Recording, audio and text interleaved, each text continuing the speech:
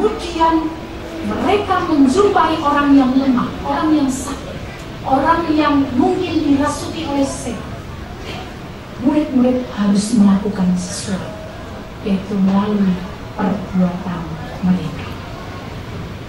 Bapak Ibu Saudara yang dikasihi Tuhan, walaupun ada 3 tugas yang diberikan oleh Tuhan Yesus kepada para murid, tetapi ketika mereka akan berangkat melaksanakan tugas panggilannya, mereka diingatkan kembali, mereka disadarkan bahwa ketika mereka melakukan apa yang menjadi tugas mereka, tidak semua orang bisa menerima mereka. Bahkan banyak yang menolak mereka. Itu sebabnya ketika mereka harus ditolak, jangan sampai mereka marah, jangan sampai mereka kecewa. Karena apa? Karena yang dilakukan oleh para murid itu bukan untuk mereka, tetapi untuk yang mengutusnya. Jadi murid melakukan sesuatu itu untuk karya Kristus, bukan untuk kesombongan mereka. Nah, ternyata Bapak Ibu Saudara, ketika Tuhan Yesus memanggil kemudian mengutus tugasnya 3 tadi, paling tidak menurut bacaan kita, dia juga harus berani untuk berkorban untuk itu, berkorban untuk mendapatkan perlakuan yang tidak menyenangkan dari orang yang mendengarkan pengajaran mungkin, pelayanan mereka mungkin, atau juga yang lainnya. Nah, Bapak Ibu Saudara yang dikasihi Tuhan, sekarang secara khusus untuk jemaat Philadelphia di Kejadian Palur di Yogyakarta, apa yang harus kita lakukan ketika pada sore hari ini Tuhan mengutus saudara untuk memberitakan dan mengajar, untuk membangun kemitraan atau persekutuan, dan untuk melayani. Bapak Ibu Saudara yang dikasihi Tuhan, pengajaran itu hanya bersumber pada kebenaran yang selalu harus diberikan kepada jemaat Philadelphia, supaya jemaat Philadelphia semakin mengenal siapa sebenarnya Allah itu. Apakah selama ini kita sudah mengenal dengan betul siapa Tuhan kita? Jangan-jangan kita ke gereja hanya sebagai rutinitas. Jangan-jangan kita melakukan sesuatu hanya karena terpaksa. Nah, sore hari ini kita diingatkan bahwa kita harus selalu belajar tentang kebenaran itu supaya kita semakin mengenal siapa Allah itu. Dan ketika kita sudah mendapatkan pengajaran itu bukan hanya untuk kita, tetapi pengajaran tentang kebenaran itu juga harus disampaikan kepada orang-orang yang ada di sekitar kita, kepada siapapun juga yang kita jumpai, supaya manusia benar-benar merasakan kasih persaudaraan.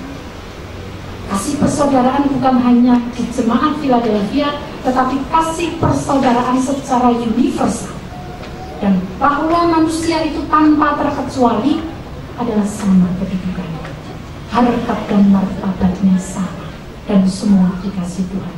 Itu yang harus dipahami secara khusus oleh jemaat Philadelphia.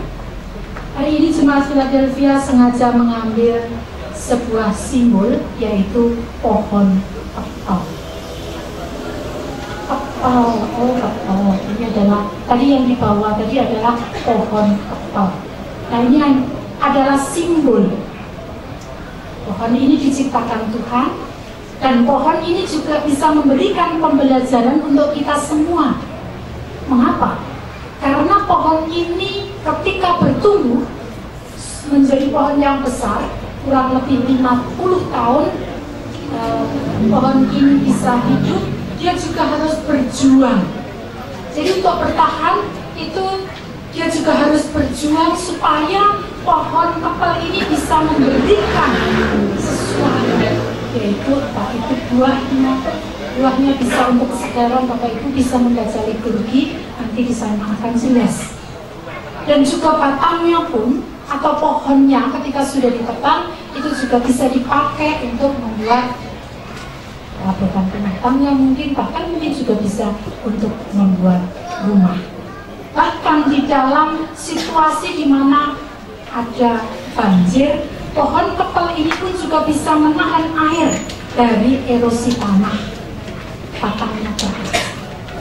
Nah, baik dari batang, baik dari buah, dan juga dari akarnya, semua bermanfaat.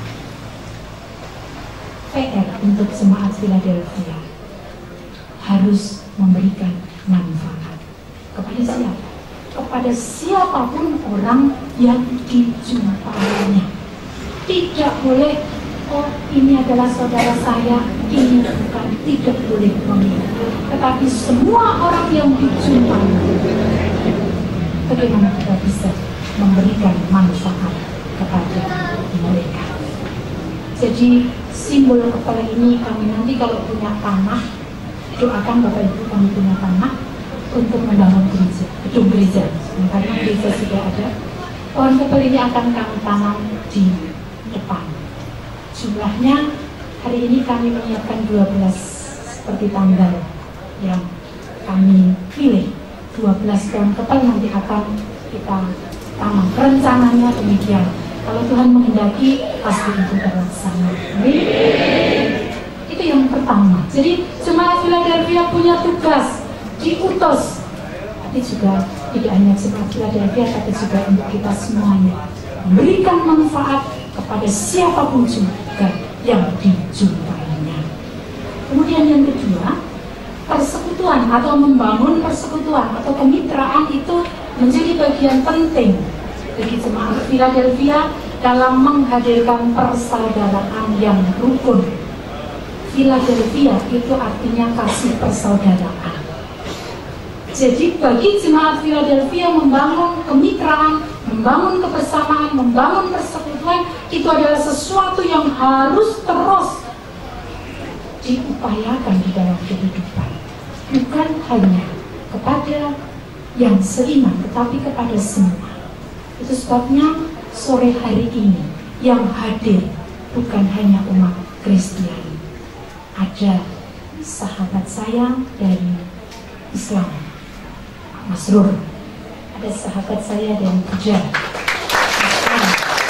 Ada sahabat saya dari Katolik, Brother Harry. Dan juga di sana ada yang pakai jilbab, itu juga sahabat saya. Kenapa sengaja kami undang untuk bersama-sama hadir di dalam peristiwa? Karena kami ingin membangun persaudaraan bukan hanya di antara kami, tapi juga dengan orang-orang yang ada di sekitarnya, termasuk lembaga-lembaga. Kami mengundang dari wali kota yang mungkin diwakili oleh Bapak yang memakai baju pemkot. Saya belum berkenalan, nanti bisa berkenalan Bapak. Kami juga mengundang dari teman-teman LPH Yapi. Sudah pernah mendengar? LPH Yapi itu lembaga pengabdian hukum yakti Anuti Piadekeng Hukum Indonesia. Itu ada di Solo. Kami undang juga sebagai sebuah lembaga supaya ketika kita membangun persaudaraan itu juga melalui dengan pemerintah, dengan lembaga, dengan sesama siapapun yang kita jumpai. Nah, sore hari ini jemaat Philadelphia juga sengaja menggunakan simbol air. Air itu apa? Bagi orang fisika pasti tahu. Air adalah sekumpulan unsur hidrogen dan oksigen dalam ikatan kimia tertentu. Nah, pemisahan unsur hidrogen dan oksigen itu tidak akan tertentukan. Jadi kalau unsur hidrogen dan oksigen itu dipisahkan, itu tidak akan terwujudkan. Nah, demikian juga tanpa ada persekutuan dan kerjasama dengan instansi, dengan pemerintah, dengan saudara-saudara, dengan siapapun juga yang kita jumpai, kita tidak akan bisa mengalirkan kehidupan bagi mereka. Itu sebabnya kehidupan masyarakat di Yogyakarta yang diapit oleh Laut Selatan dan juga Gunung Merapi sebenarnya memberikan keseimbangan alam yang wajib kita jaga dan kita pelihara agar tidak tercemar. Dan bagaimana itu kita wujudkan di dalam kehidupan kebersamaan kita. Itu yang kedua. Jadi jemaat Philadelphia punya